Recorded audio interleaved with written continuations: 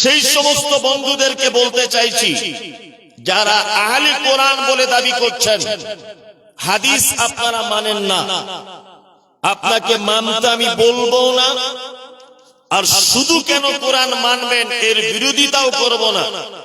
তবে আপনার কাছে আমার একটা ছোট্ট দাবি, সেটা হচ্ছে এই, আপনাকে বোঝানোর জন্য আমি এই উদাহরণটা পেশ করতে পারি ঠিক এইভাবে। আমি একজন শিক্ষক, পেশায় আমি একজন কি শিক্ষক। আমার পাশে বসে আছে আমার ভাই আনিকুল ইসলাম, ও আমার ছোট ভাইয়ের মতো, তা ও আমার ভাই, ওকে আমি তুমি বলে ডাকি। আর আনিকুলের পাশে যে বসে আছে ও হচ্ছে এই গ্রামের সব থেকে শিক্ষিত এবং ধনী মানুষ। ধরে নেন, যারা বলছে আহলে কোরআন, কোরআন মানি হাদিস মানি না, এদের উত্তরটা আমি দিচ্ছি। আমি একজন শিক্ষক, আনিকুল আমার ছাত্র। আমি ওকে পাঠালাম যে ওই গ্রামে একটা লোক আছে, তার নাম আব্দুল্লাহ, তুমি আব্দুল্লাহর কাছে যাও। আব্দুল্লাহ তোমাকে যা যা বলবে তুমি ঠিক তাই তাই করবে, আব্দুল্লাহর কথার অবাধ্য তুমি হবে না। তা আনিকুল আব্দুল্লাহর কাছে গেল। যাওয়ার পরে আব্দুল্লাহ বলছে যে আমার মোটরসাইকেলটা একটু মুছে দিতে হবে। 2, আমার স্ত্রী অসুখে আক্রান্ত, তার জন্য ঔষধ এনে দিতে হবে। 3, আমার বাড়িটা তোমাকে ঝাড়ু দিতে হবে। আনিকুল তখন বলছে, আমি আসার আগে আমার শিক্ষক মমতাজুল ইসলাম তো এই কথা বলে দেয়নি যে গাড়িটা ধুতে হবে? আচ্ছা বলুন, আমি ওকে পাঠানোর সময় বলেছি যা যা তোমাকে ওই লোক বলবে তুমি তাই তাই মেনে চলবে। যা যা বলবে মানে এতে কি আর মোটরসাইকেল ধোয়াটা বাদ যায়, গাড়ি মোছাটা বাদ যায়, ঔষধ আনাটা বাদ যায়? যা যা মানে সবকিছু, তাই না? এখন ও গিয়ে আব্দুল্লাহ যা বলছে তার উল্টো করছে। আব্দুল্লাহ যা বলছে তার কি উল্টো করছে। এবার আপনাদের কাছে আমার প্রশ্ন, আমি একে পাঠালাম এ আমার ছাত্র আব্দুল্লাহর কাছে। আব্দুল্লাহর কথা যদি এখন আনিকুল ইসলাম যদি অমান্য করে, আচ্ছা বলুন তো ও আব্দুল্লাহকে অপমান করলো না অপমান আমাকে করলো? কোনটা? আমাকে করলো, এটাই ঠিক। কারণ আমি ওকে পাঠিয়েছি, ও যদি আব্দুল্লাহর কথা যদি মান্যতা দিত তাহলে ওর মানা হতো আমাকেই, তাই না? এখন ও ওর কথা অমান্য করছে মানে আমাকে অমান্য করছে, তাই না? এবার আপনাদেরকে একটা কথা বলি, যারা বলছে আমরা আহলে কোরআন, আল্লাহু আকবার, আমাদের শিক্ষককে আল্লাহ ধরে নেন, তাই তো? আমরা ছাত্র, এটা ধরে নেন।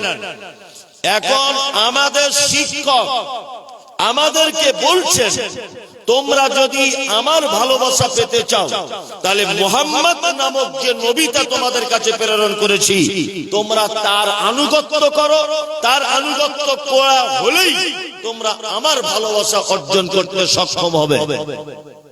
তার মানে বোঝা যাচ্ছে আমরা যদি মুহাম্মদ সাল্লাল্লাহু আলাইহি ওয়াসাল্লামের আনুগত্য যদি না করি তাহলে আল্লাহর ভালোবাসা পাবো কি না? কারণ আল্লাহ আমাদেরকে বলছেন তোমরা মুহাম্মদ সাল্লাল্লাহু আলাইহি ওয়াসাল্লামের আনুগত্য করো, তাহলে তোমরা আমার ভালোবাসা কি পাবে। এইবার আপনাদেরকে ভালোবাসার আনুগত্য কি এটা বোঝানোর একটু চেষ্টা করি। আচ্ছা বলুন তো আল্লাহর নবী কোন তরকারি খেতে পছন্দ করতেন? কে কে বলছেন কদুর? একটু হাত তুলুন তো। আচ্ছা তুলুন, আমি তো মারবো না, আমি তো কলকাতার লোক, আপনাকে মেরে বাড়ি যেতে পারবো আমি? তুলুন, কারা কদু বলছেন? কদু। আমি এতেবার ভালোবাসা আপনাকে জানাচ্ছি। তাহলে নবীজি কদুর তরকারি খেতে, লাউয়ের তরকারি খেতে কি করতেন? ভালোবাসতেন। আল্লাহ নবী সাল্লাল্লাহু আলাইহি ওয়াসাল্লাম ভাত খাওয়ার পরে একটা জিনিস খেতে পছন্দ করতেন, তার নাম কি? কে বলছেন? আচ্ছা তুলুন। মিষ্টি। ঠিক বলেছেন, মিষ্টি। 2 হয়ে গেল। 3 আল্লাহ নবী সাল্লাল্লাহু আলাইহি ওয়াসাল্লাম মাথাতে একটা জিনিস ঘুরিয়ে পেঁচিয়ে বাঁধতে পছন্দ করতেন, তার নাম কি? পাগড়ি। এই ইউটিউবাররা তোমরা কথা বলো না, তোমরা চুপচাপ মেরে থাকো, বসে থাকো, শোনো, আর না হলে ওদিকে বাদাম কাদাম খেয়ে এসো, পরে ডিস্টার্ব করো না। ভাই যারা আপনারা দাঁড়িয়ে আছেন বসুন, বসুন, এদিকে বসে যান। আর এটা কোরআনের মজলিস, এটা এই জায়গায় পাগলামি চলবে না। বসুন, এই পিছনে যারা আছেন বসুন, বসুন, বসুন। আরে ভাই, কাল সকালে মাইকে যদি অ্যানাউন্স করে আব্দুল্লাহ মারা গেছে, তা আপনি এই মর্যাদাপূর্ণ জায়গা তার জীবনে বসার সুযোগ পাবেন? পাবেন? বলুন, পাবেন। একটু সুযোগ পেয়েছেন যখন বসুন, লক্ষ্মী ভাই হয়ে বসুন, বসুন। কোরআনের মজলিস একটু নেকি পাবেন, বসুন। এই সবাই বসুন, বসে যাও, সবাই বসুন, কেউ দাঁড়াতে পারবে না, বসো। এই মাদ্রাসার ছেলেগুলো বসো, বসো। আর না হলে আপনি চলে যান, তাতে আমাদের আপত্তি নেই, তবে আপনি বসুন, বসে বসে শুনুন কোরআনের মজলিস। ভালো করে বসো, প্যান্ট ছিঁড়ে যাবে, এমন প্যান্ট পরেছো বসতেও পারছে না। বসো, বসো, বসে যাও।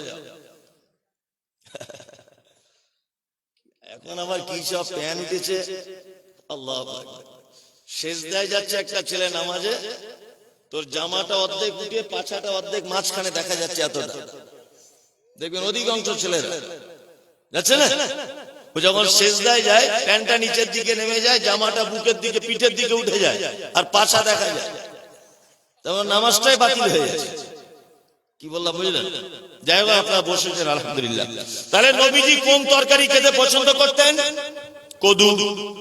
আর ভাত খাবার পরে কি পছন্দ করতেন? মিষ্টি। আর মাথায় কি পরতে পছন্দ করতেন? পাগড়ি। আর নবীজি আমার থেকে বড় জামা, এটা তো আমার কাটিং জামা, পা পর্যন্ত একটা জামা পরতে পছন্দ করতেন, এটার নাম কি? জুব্বা। আমি ভালোবাসা আর ইত্তেবা, এই দুটো জিনিস আপনাকে বোঝাচ্ছি, একদম গল্পের মতো করে বলবো, দেখবেন আপনার বুঝতে সুবিধা হবে, আমল করতেও সুবিধা হবে। তাহলে আমরা তিনটে চারটে জিনিস জানলাম। লাউয়ের তরকারি পছন্দ করতেন, খাওয়ার পরে মিষ্টি, পাগড়ি পরতে পছন্দ করতেন, বড় জুব্বা পরতে নবীজি পছন্দ করতেন। আচ্ছা বলুন তো, লাউয়ের তরকারি খাওয়া সুন্নত না সুন্নত নয়? কথা বলুন। সুন্নত। কে বলেছে সুন্নত? ওই তো সুন্নত। আর জুব্বা পরা সুন্নত, পাগড়ি দেওয়া সুন্নত, আর মিষ্টি খাওয়া সুন্নত। একজনও ঠিক বলেনি, সব ভুল, সব কজনাই ভুল। কারণ আসলে সুন্নত যে কোনটা এটা আমরা বুঝি না। নবীজি লাউয়ের তরকারি পছন্দ করতেন, এ কথা ঠিক। আচ্ছা, একটা হাদিস আপনি দেখাতে পারবেন? নবীজি বলেছেন তোমরা বেশি করে লাউ খাও, প্রত্যেক সাজে সাজে খাও, না খেলে গোনা হবে, শরীরের উপকার আছে, মারাত্মক স্বাদের তরকারি, এটা যেন মিস করে দিও না। শীতকালে বেশি খাও, গরমকালে আরো বেশি খাও, এরকম কোন হাদিস আছে? না, এটা সুন্নত নয়। এটা কি সুন্নত নয়? এখানে কেরালায় কেউ কাজ করেন? কেরালায় কেউ 1-2 মাস গিয়েছিলেন? এরকম লোক আছে অনেকজন। কেরালায় দেখবেন চেরা লুঙ্গি পরে না, কেন ওখানে কি সেলাই করার মেশিন নেই? আচ্ছা, চেরা লুঙ্গি পরে কেন? এটা হচ্ছে কেরালা ট্র্যাডিশন, সংস্কৃতি। আমাদের বাঙালি মেয়েরা শাড়ি পরে না। আপনি যান অন্যান্য জায়গাতে, মেয়েরা শাড়ি পরে না, পরে না। আমাদের বাঙালিরা মেয়েরা দেখবেন নাকে ছিদ্র করে ওখানে একটা নাকে সোনার ফুল পরে, বিয়েতে দেয়, তাই না? এইটা শুধুমাত্র ভারতবর্ষের পশ্চিম বাংলাতেই চলে, অন্যান্য রাজ্যতে চলে, বেশি চলে না। আর বাংলাদেশের কিছু অংশে চলে। পৃথিবীর অন্য কোন দেশের মেয়েরা এই নাক ছিদ্র করে স্বর্ণের অলংকার পরে না। তার মানে ওটা আমাদের দেশের একটা ট্র্যাডিশন, আমাদের এখানকার মেয়েদের একটা সংস্কৃতি, যে ওটা পড়লে ভালো লাগে, তাই না? আর একটা কথা বলি, আমি নিজে মক্কা মদিনায় দেখে এসেছি, মসজিদে নববী থেকে নামাজ পড়ে জুব্বা পড়ে মাথায় লাল পাগড়ি দিয়ে সিগারেট টানছে রাস্তাতে ওপেন। আচ্ছা বলুন তো, আমাদের কেউ জুব্বা পরে মাথায় পাগড়ি দিয়ে সিগারেট টানতে পারবে? পারবে? তা আরবের লোক টানছে কি করে? তার মানে আরবের লোক বড় জুব্বা পরা আর লাল পাগড়ি পরা এটা ওদের কাছে সুন্নত নয়, এটা ওখানকার দেশীয় ট্রেডিশন, সংস্কৃতি। কি বললাম বুঝলেন? এটা পড়া সুন্নত নয়। একটা হাদিস আপনি দেখাতে পারবেন না যে নবীজি যেখানে বলেছেন তোমরা জুব্বা পড়ো, জুব্বা পড়লে এই হয় সেই হয়, একটা হাদিসও নাই। পাগড়ি এটা আপনি পড়তে পারেন, এটা আপনার ইচ্ছা, তবে এটা সুন্নত নয়। ভাত খাওয়ার পরে আপনি মিষ্টি খেতে পারেন অবশ্যই, তবে এটা সুন্নত নয়। নবীজি খেতে পছন্দ করতেন। আপনি যদি লাউয়ের তরকারি খান, ভাত খাবার পরে যদি মিষ্টি খান, বড় জুব্বা যদি পড়েন, মাথায় পাগড়ি যদি দেন, সরিষার তেল মাথায় দিয়ে যদি চুলটা আঁচড়ান, গোসল করেন, পরিষ্কার পরিচ্ছন্নতা ভাবে থাকেন, তাহলে এইটা সুন্নতের নেকি পাওয়া যাবে না, এইটা নবীকে ভালোবাসার নেকি পাওয়া যাবে। কি বলছি বুঝতে পারছেন? নবী লাউয়ের তরকারি খেতেন, আপনি লাউয়ের তরকারি খাচ্ছেন, আপনি নবীকে ভালোবাসেন। কি বললাম বুঝলেন? ভালোবাসার বহির প্রকাশ কি জানা আছে? প্রেম বা ভালোবাসার বহির প্রকাশ কি জানেন? আপনি বোম্বে থাকেন, আপনার স্ত্রী ফোন করে বলছে হ্যালো একটু মায়ের বাড়ি যাও, আপনি বলছেন না আজকে যাবে না, বুধবারের দিন যাবে। ভালো, ফোনটা রেখে দিলেন। সন্ধ্যাবেলাও ফোন করে বলছে হ্যালো আমি কোথায় তুমি জানো? বলছি কোথায়? বলছে আমি মায়ের বাড়ি চলে এসেছি। আচ্ছা বলুন তো, স্ত্রী আপনার ভালো স্ত্রী না হস্তিনী? হস্তিনী।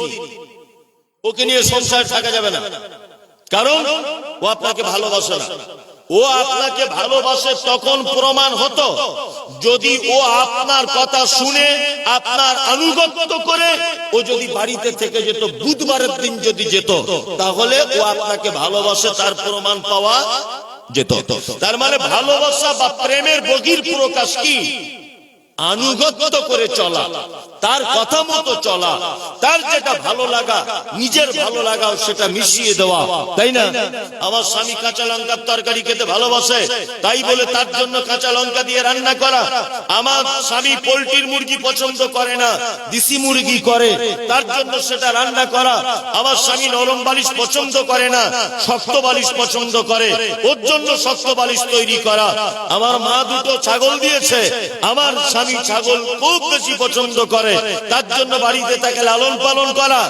এক কথায় বিপরীত লিঙ্গের ভালোবাসার মানুষকে প্রকাশ্য ভাবে বোঝাতে গেলে তার আনুগত্য করে এবং তার ভালো লাগাকে নিজের ভালো লাগার সঙ্গে মিশিয়ে দেওয়া, এর নাম হচ্ছে ভালোবাসা। কি বলছি বুঝতে পারছেন? তাহলে লাউয়ের তরকারি খেলে কিন্তু সুন্নতের নেকি হবে না, নবীকে ভালোবাসেন তার প্রমাণ হবে। তাহলে সুন্নত এবার কাকে বলে এটা জানা লাগবে কি লাগবে না? লাগবে। আচ্ছা বলুন তো, পৃথিবীর সব থেকে দামি বিল্ডিং, সব থেকে উঁচু বিল্ডিং, তার নাম কি এই মুহূর্তে? বুর্জ খলিফা, ওটা দুবাই, তাই না? আর আমাদের ভারতবর্ষে অনেক বড় বড় আছে, তাই না? ওই দিল্লি বোম্বাই কত বড় বড়, কলকাতায় বড় বড় বিল্ডিং, তাই না? আচ্ছা আচ্ছা, আমি শুনেছি বলছে ওই আপনার মুকেশ আম্বানির বউ নীতা আম্বানি বলছে সকালবেলাতে এক কাপ চা খায়, বলছে 4 লাখ টাকা দাম। শুনেছি, জানি না এটা গল্প কি সত্য মিথ্যে সব জানা নেই। আপনারা জানেন যে সারা পৃথিবীর সব থেকে দামি অলংকার তার নাম কি? সোনা, দামি অলংকার, তাই না? হীরা এর থেকেও দামি, তাই না? আল্লাহ নবী সাল্লাল্লাহু আলাইহি ওয়াসাল্লাম তিনি বলছেন সারা পৃথিবীতে যত সম্পদ রয়েছে, সারা পৃথিবীতে যত আশ্চর্য জিনিস রয়েছে, তার থেকে সব থেকে দামি জিনিস, সব থেকে মূল্যবান জিনিস ফজরের ফরজ নামাজের আগের 2 রাকাত সুন্নত। কি বললাম বুঝলেন? ফজরের ফরজ নামাজের আগে যে লোক 2 রাকাত সুন্নত পড়ে নিল, পৃথিবীর সব থেকে দামি সম্পদ অর্জন করে নিল, তাই না? ফজরের আগে যদি 2 রাকাত সুন্নত ছুটে যায়, পরবর্তী টাইমে আবার পড়ে নিতে বলা হয়েছে, তাই না? তার মানে ফজরের আগে 2 রাকাত সুন্নত নামাজ পড়া এটা সুন্নত। মুহাম্মদ সাল্লাল্লাহু আলাইহি ওয়াসাল্লাম তিনি বলেছেন, তোমরা আমার উম্মতের জন্য যদি এটা কষ্ট না হতো তাহলে প্রতিটা নামাজের ওয়াক্তের আগে আমার উম্মতকে মিসওয়াক করতে বলতাম, কিন্তু উম্মতের জন্য বড় ভারী হয়ে যাবে, এই জন্য তিনি মিসওয়াকের ব্যাপারে খুব বেশি তাগিদ করেননি। মিসওয়াকের ব্যাপারে যখন এই কথা ভারী করে বলেছেন, তার মানে এটা সুন্নাত। সুন্নাত হচ্ছে সেটা যেটার ব্যাপারে আল্লাহর নবী সাল্লাল্লাহু আলাইহি ওয়াসাল্লাম তার উপকার বা তার কল্যাণের ব্যাপারে কথা বলেছেন, তার থেকে দূরে থাকলে তার ক্ষতির ব্যাপারে কথা বলেছেন এবং উম্মতকে করার ব্যাপারে তাকিদ করেছেন, এইটার নাম সুন্নাত। কি বললাম বুঝতে পারছেন? হ্যাঁ। আবার বর্তমানে সুন্নাত আবার আমরা দুটো ভাগে বিভক্ত করতে পারি। বর্তমানে সুন্নত কটা ভাগে বিভক্ত করতে পারি? হ্যাঁ, দুটো ভাগে বিভক্ত করতে পারি। এক, সুন্নতে নববী, ভালো করে বুঝবেন, যেটা মুহাম্মদ সাল্লাল্লাহু আলাইহি ওয়াসাল্লামের পক্ষ থেকে সুন্নত। আর একটা সুন্নত বলে আমরা চালাই, তার নাম সুন্নতে চিটিংবাজি। যদি বলছেন এটা আবার কেমন? এই যে আজান হওয়ার আগে মাইক চালিয়ে দিয়ে কি বিশাল একেবারে ইয়া নবী সালাম আলাইকা, বিশাল ইয়া আলী সালাম আলাইকা, ইয়া রাসূলুল্লাহ, ইয়া নবী আল্লাহ, এই যে চিল্লামিল্লি করা, এটা নবীর সুন্নত নয়, চিটিংবাজি সুন্নত। এই সুন্নতের সঙ্গে মুহাম্মদ সাল্লাল্লাহু আলাইহি ওয়াসাল্লামের কোনো সম্পর্ক কি নাই। নামাজ পড়ছে, ওযু করার সময়তে মাথা মাসা করার পরে এই দিকটা আবার এইরকম করে টেনে দিচ্ছে। কি বললাম বুঝলেন না? এই টেনে দেওয়া মুহাম্মদ সাল্লাল্লাহু আলাইহি ওয়াসাল্লামের সুন্নত নয়। নামাজ শুরু করার সময়তে এমন এক পদ্ধতি চালু করেছে, ইমাম দাঁড়িয়ে মুয়াজ্জিন তাকবীর শেষ করে দিচ্ছে, তারপরে ও গিয়ে কাতারে জয়েন করছে। এটা সুন্নত নয়। আশ্চর্য ব্যাপার, অজস্র মসজিদে দেখতে পাবেন ইমাম সাহেব ফজরের জামাত চালু করে দিয়েছে, ও বেহুদা গিয়ে তখন সুন্নতে দাঁড়াচ্ছে, সুন্নত শেষ করে তবে ফজরের সালাতে দাঁড়াচ্ছে, ফরজ সালাতে। ও ভেবেছে মনে হয় এইটা আগে গুরুত্ব। এই গোলাম হোসেন, এটা শয়তানি সুন্নত। কি বললাম বুঝতে পারছেন? এই যে সবে বরাত আসছে আর কিছুদিন পরে, হালুয়া, রুটি, গোস্তের ভুনা, জিলাপি, সব শয়তানের সুন্নত, চিটিংবাজি সুন্নত। এই সুন্নতের সাথে মুহাম্মদ সাল্লাল্লাহু আলাইহি ওয়াসাল্লামের সুন্নতের কোনো সম্পর্ক কি নাই? কোন সম্পর্ক নাই। আমাদের কোন জিনিস সুন্নত প্রমাণ করতে গেলে মুহাম্মদ সাল্লাল্লাহু আলাইহি ওয়াসাল্লামকে দিয়ে প্রমাণ করতে হবে যে এইটা নবীজির পক্ষ থেকে প্রমাণ পাওয়া যায় কিনা, কোন হুজুর করেছে, কোন বিশ্বাস করেছে, কোন আল্লামা করেছে, কোন হুজুর কি করেছে, এইটা আমাদের সুন্নতের মানদণ্ড কি নয়। আশ্চর্য ব্যাপার। আমি বারবার বলছি এই কথা মুহাম্মদ সাল্লাল্লাহু আলাইহি ওয়াসাল্লাম বলেছেন, আরো বারবার বলছি এই কথা আবু হানিফা বলেছে, আমি বারবার বলছি এই কথা মুহাম্মদ সাল্লাল্লাহু আলাইহি ওয়াসাল্লাম বলেছেন, ও বারবার বলছে আব্দুল কাদের জিলানী এই কাজ করেছে, আমি বারবার বলছি এই কথা মুহাম্মদ সাল্লাল্লাহু আলাইহি ওয়াসাল্লাম বলেছেন, ও তখন বলছে বারবার আমাদের অমুক হুজুর সাহেব বলেছেন। আচ্ছা বলুন তো, অমুক হুজুরকে দিয়ে ইসলাম চলবে? চলবে? আল্লাহ তাআলা বলছেন, মা আতাকুমুর রাসূল ফাখুযুহু ওয়া মা নাহাকুম আনহু ফান্তাহু। আমার নবী যেটা দেয় সেটা গ্রহণ করো, আর আমার নবী যেটা নিষেধ করে তোমরা তার থেকে কি করো? আপনারা আমার ভাষা তার মানে বুঝতে পারছেন? আমার নবী যেটা নিষেধ করে তার থেকে বেঁচে থাকো, তাই না? তাহলে আমাদেরকে প্রতিটা জিনিস, সোনা যেমন কষ্টি পাথর দিয়ে যাচাই করতে হয়, সোহাগা দিয়ে যেমন গলিয়ে তার আসল বার করা হয়, ঠিক তেমন আমাদের জীবন যাপনের প্রতিটা জিনিস আমরা মুহাম্মদ সাল্লাল্লাহু আলাইহি ওয়াসাল্লামের হাদিসের মানদণ্ডে এনে তবে সেটা সুন্নত বলে প্রমাণ করব। কোন হুজুরের কথা দিয়ে সুন্নত প্রমাণ হবে কি না। আশ্চর্য ব্যাপার, কত যে ভ্রান্ত ভাবে চলছে সমাজ। আস্তাগফিরুল্লাহ। আপনি অবাক হয়ে যাবেন, অবাক হয়ে যাবেন। এই দেখুন, আপনাকে আমি একটা জিনিস দেখাই।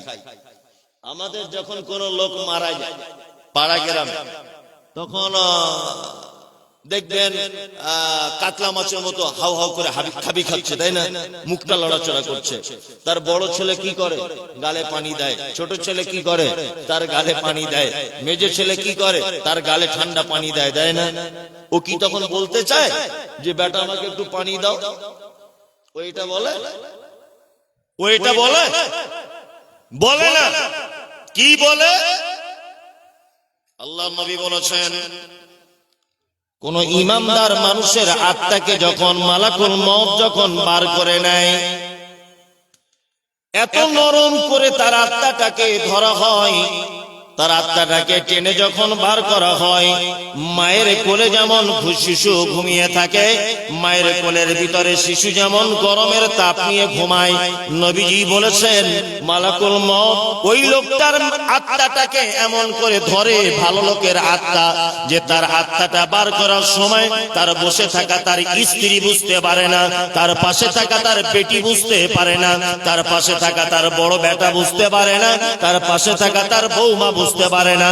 নবীজি বলছেন তারপরে লোকটা যদি খারাপ হয়, লোকটা যদি বদকার হয়, লোকটা যদি 2 নম্বরী হয়, তাহলে মালাকুল মউত এমন করে তার আত্মাটাকে ধরে, তার আত্মার সঙ্গে যেন তার শিরা উপশিরা গুলো সব যেন ছিঁড়ে বার হয়ে আসে। ওই জন্য অনেক সময় দেখতে পাওয়া যায় যে কিছু মানুষ মরার পরে তার গাল হা করে থাকে, আবার কারো চোখগুলো দেখবেন বড় বড় হয়ে থাকে, আবার কেউ দেখবেন হাতগুলো বেঁকিয়ে দেয়, কেউ দেখবেন পাগুলোকে বেঁকিয়ে দেয়। এটা ভালো মন্দ একটা চিহ্ন বলা যেতে পারে। এই আত্মাটাকে যখন বার করে এত কষ্ট হয় মৃত মানুষের। ওই মৃত মানুষটা তখন গরম পানি চায় না, ঠান্ডা পানি চায় না, দুধও চায় না, আপেল আঙ্গুর বেদানার রস খেতে চায় না। ও তখন একটা কথা বলে, ফায়াকুলা রাব্বি লাউলা কারতানি ইলা আযালিন করিব ফাসাদদাকা ওয়া আকুম মিনাস সালিহিন। আল্লাহ গো, আমার কাছে মালাকুল মউত চলে এসেছে, পৃথিবী নামক জায়গাতে আমার আর থাকার অবস্থান নাই, 1 মিনিট আমি আর টিকে থাকতে পারবো না। আল্লাহ তুমি আমার আত্মাকে বার করে নিচ্ছ, আমি মৃত্যু নামক রোগে আক্রান্ত হয়ে যাব। আল্লাহ এখনই আমাকে কবরে চলে যেতে হবে। ও রব গো, আমাকে তুমি 2-1 মিনিট টাইম দাও, ফাসাদদাকা ওয়া আকুম মিনাস সালিহিন। আল্লাহ আমাকে একটু টাইম দাও, আমি পৃথিবীতে গিয়ে শুধু একটা সাদকা করে আসি, কিছু দান করে আসি, এই সুযোগটা তুমি আমাকে দাও। তাহলে একটা মানুষ মারা যাওয়ার সময় কি বলে? কি বলে? আল্লাহ আমাকে একটু টাইম দাও, কিছু দান করে আসি। ও খুব মৃত্যু যন্ত্রণায় আছে, খুব কষ্ট হচ্ছে ওই লোকটা, তাই না? আল্লাহর নবী কি বললেন? নবীজি বললেন আখিরুল কালাম লা ইলাহা ইল্লাল্লাহ ফাদাখালাল জান্নাত। কোন মানুষ মারা যাওয়ার আগে তার জীবনের শেষ কথা যদি এটা হয় লা ইলাহা ইল্লাল্লাহ, তাহলে তার থাকার জায়গা কোথায়? কোথায়? জান্নাত। এইবার আমরা কিছু কিছু বেদাত কাজ করি, ভুল কাজ করি, সেগুলো বলছি।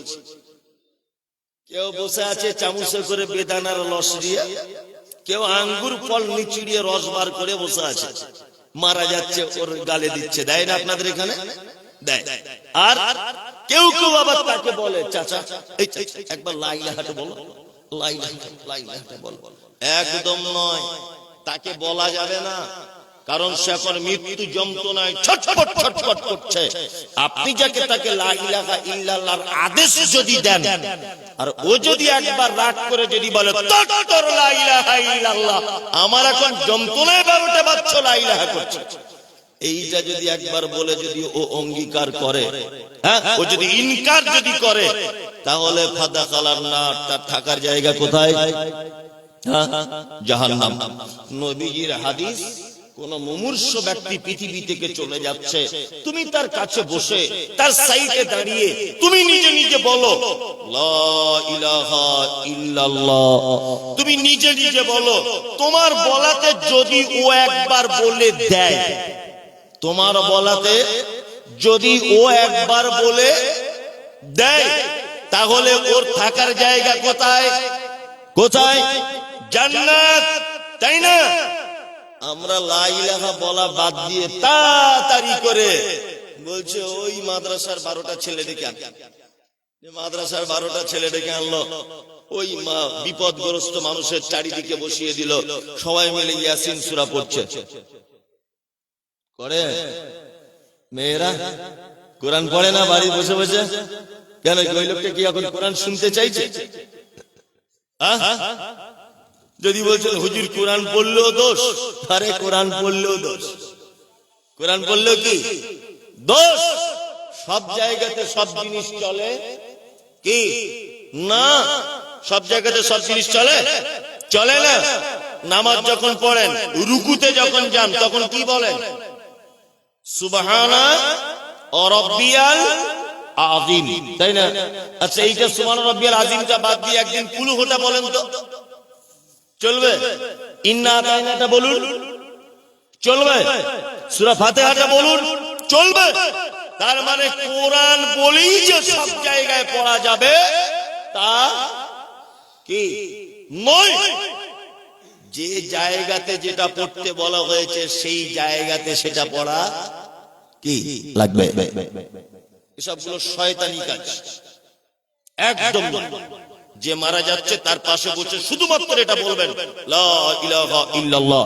কোন কোরআন পড়া, কোন ঝাড় ফুঁক, কোন দোয়া বলে তার গায়ে ফুঁক দেওয়া, আর বেদানার রস, আপেলের রস, এইসব না করে মুহাম্মদ সাল্লাল্লাহু আলাইহি ওয়াসাল্লামের সুন্নতি কাজ তার পাশে বসে লা ইলাহা ইল্লাল্লাহটা বলবেন, তাকে বলতে বলবেন না। কিন্তু আমাদের এমন করে হুজুররা শিখিয়ে দিয়েছে, ইয়াসিন সূরা পড়ে পড়ে পড়ে পড়ে পাছা ওর ঘাম বার হয়ে গেছে। আবার এখন হুজুররাও চিটিংবাজ।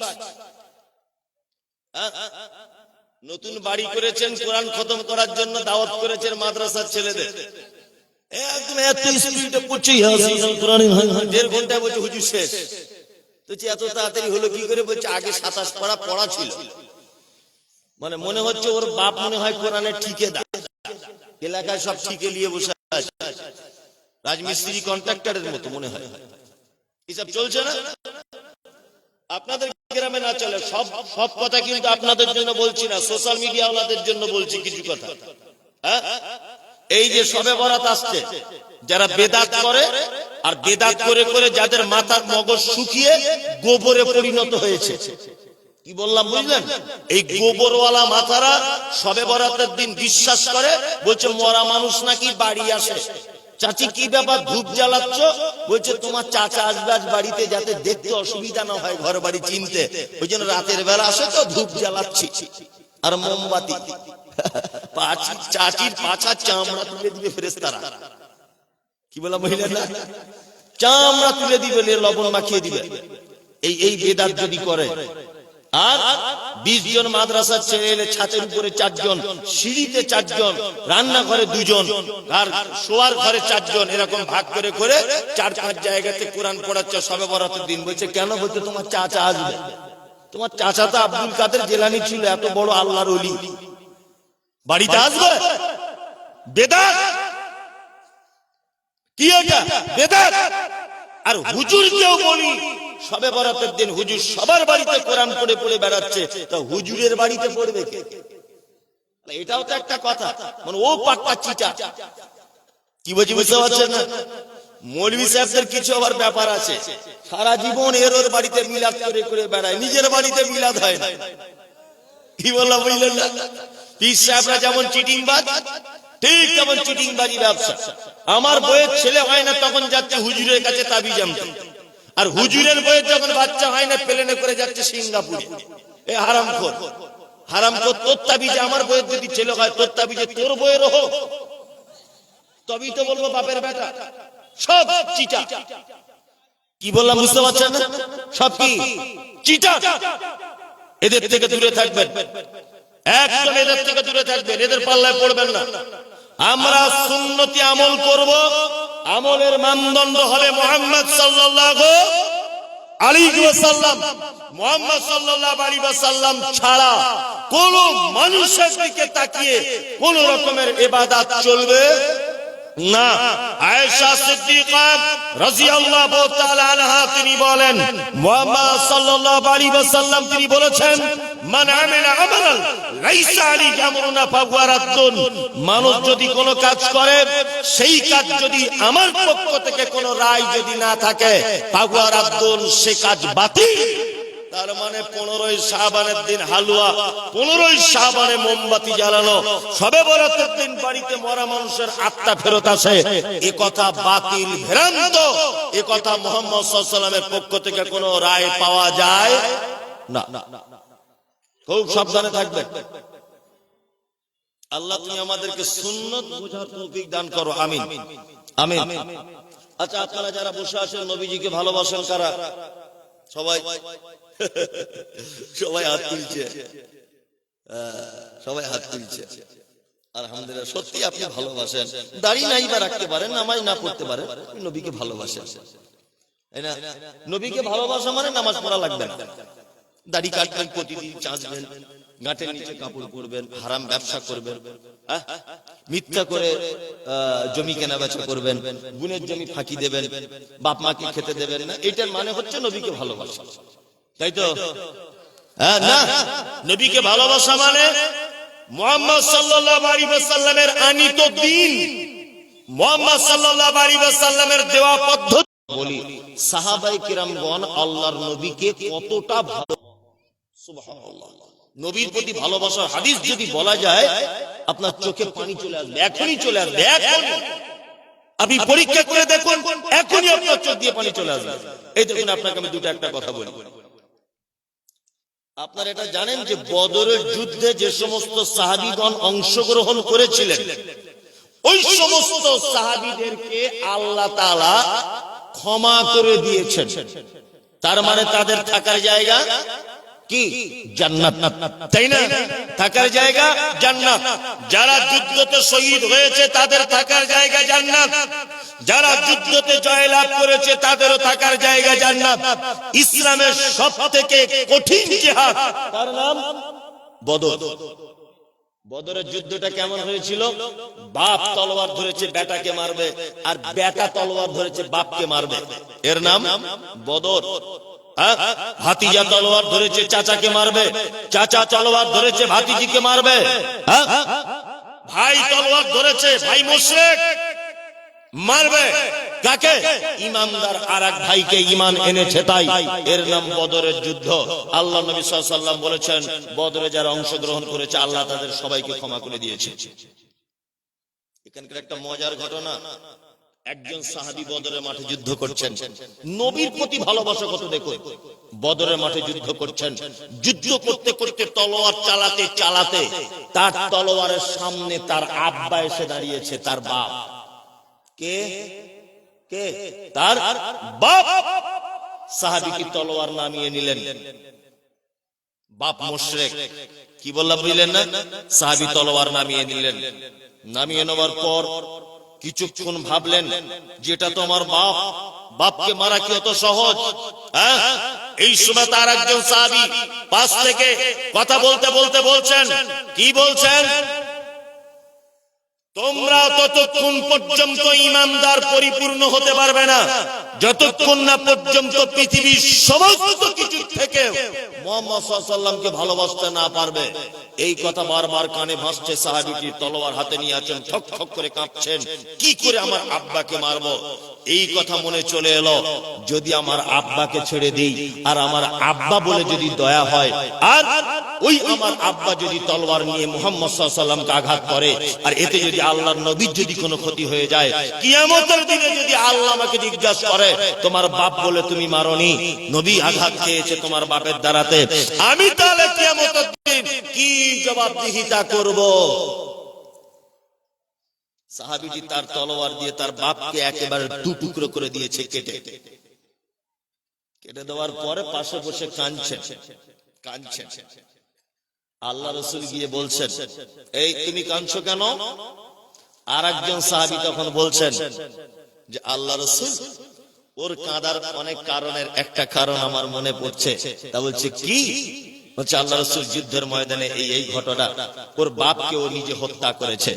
তখন আল্লাহ রাসূল তখন তাকে বুকে জড়িয়ে ধরে বলছেন, কখনো মুশরিক আর ইমামদারদের সঙ্গে আপোষ হবে না। তুমি হত্যা করেছো তোমার বাপ, কিন্তু সে ঈমান আনেনি।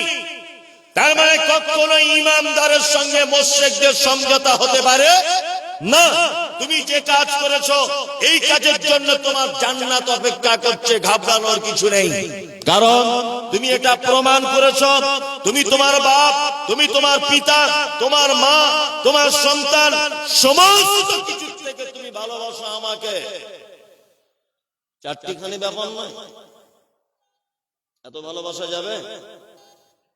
এই বদরের যুদ্ধতে নবীকে কত ভালোবাসে দেখুন সাহাবী, এই বদরের যুদ্ধতে।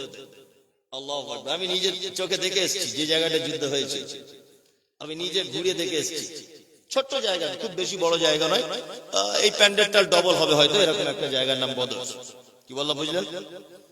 যুদ্ধ হয়েছে, খুব করুণ ব্যাপার। ওই যুদ্ধের নেতা ছিলেন মুশরিকদের নেতা, তার নাম আবু জাহেল। কি নাম? আবু জাহেল। যুদ্ধ চলছে, তুমুল গতিতে চলছে। আল্লাহ নবীর একজন সাহাবী, তার নাম আব্দুর রহমান ইবনে আউফ, তিনি বলছেন যে আমি একটি খাজুর গাছের সাইডে দাঁড়িয়ে আছি। খাজুর গাছের কি সাইডে আমি দাঁড়িয়ে আছি। হঠাৎ করে দেখতে পাচ্ছি দুটি বাচ্চা ছেলে, দুটি বাচ্চা ছেলে। তাদের তাকানো দেখে আমার ভয় লাগছে যে এরা এরকম ভাবে দেখছে, কি ব্যাপার যুদ্ধের ময়দানে, এরা কারা? আব্দুর রহমান ইবনে আউফ বলছেন আমি তখন তাদের দিকে তাকাচ্ছি, তারা দুজন বাচ্চা ছেলে, ওই 10-12 বছর 13 বছরের বয়স। তারা দুজন তখন আমার দিকে এগিয়ে আসছে, বড় বড় চোখ বার করে। আমাকে একটা ছেলে এসে বলছে, চাচা আবু জেহেলকে চেনো? আবু জেহেল। তখন আব্দুর রহমান ইবনে আউফ বলছেন, আরে আবু জেহেল চেনো মানে? তোমরা দুজন কার নাম বলছো জানো? তোমাদের দেখতে পেলে আবু জেহেল কি করবে জানো? আবু জেহেলকে কি করবে তোমরা? এই বয়সে ছোট ছেলে, কি করবে তোমরা আবু জেহেলকে? একজনের নাম মুআজ আর একজনের নাম মুআবিদ, দুই ছেলে। কেউ কেউ বলেছেন এরা দুই ভাই। আফরা, আফরা বলে একজন সাহাবী, দুই ছেলে, তার নাম আফরা বাপের নাম, আর বেটার নাম মুআজ, দুজনেরই নাম মুআজ। আবার কেউ বলছেন মুআজ আর মুআবিদ, যাই হোক দুই ভাই। তার ভিতরে একজন বলছে আপনি শুধু আবু জেহেলকে একবার দেখিয়ে দেন। আব্দুর রহমান ইবনে আউফ বলছেন কেন দেখাবো, কি কারণে? বলছে শুনেছি নাকি আবু জেহেল আল্লাহ নবীকে কষ্ট দেয়, নবীকে নাকি গালাগালি দেয়। যে লোক নবীকে গালাগালি দেয়, যে লোক নবীর ব্যাপারে উল্টো পাল্টা কথা বলে, আমরা দুই ভাই প্রতিজ্ঞাবদ্ধ ভাবে বদরের ময়দানে এসেছি, নয় তাকে মারবো আর নয় নিজেরা তাদেরকে মেরে শেষ করব, নয় তার হাতে আমরা শেষ হব। দুজনের একটা করব, তবে ছাড়ব।